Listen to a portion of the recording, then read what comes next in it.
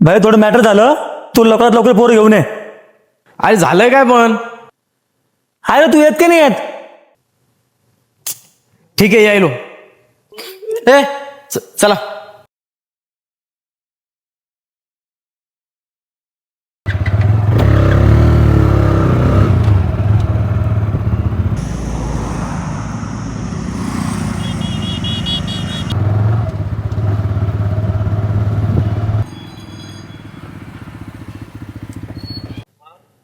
त्या आराम करायची हिंमत का झाली माझ्या गर्लफ्रेंडला मेसेज करायची? आज त्याला जिवंत नाही सोडत.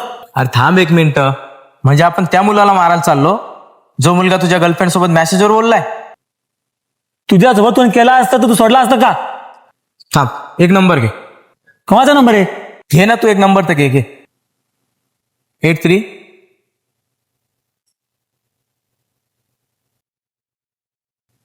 मेसेज कर तिला.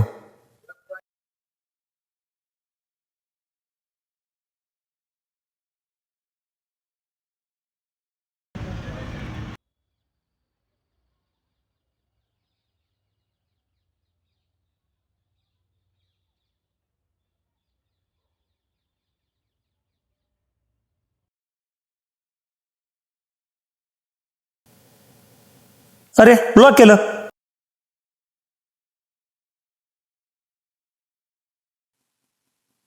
हॅलो, हा बाळ बोल ना. तुला माहितीये का आज ना एक अननोन नंबरवरून मेसेज आला होता. मग तुला बोलायचं का असं काहीतरी लिहिलेलं होतं त्यात. ब्लॉक करून टाकलंय. ठीक आहे माऊ, बाय.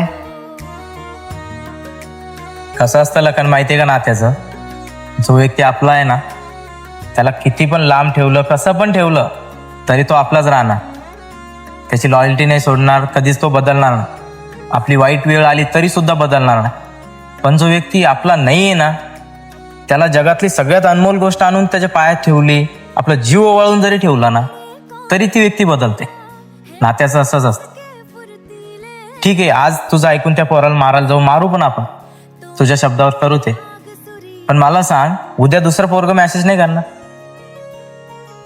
तुझ्या गर्लफ्रेंडनी जर त्यांना रिप्लायच नाही केला तर त्यांचं समोर चॅटिंग होणारच नाही, बोलणंच होणार नाही ना. आपल्या नात्याचं बघ पहिले काय कमी पडतंय, नंतर लोकांशी भांडायला जा.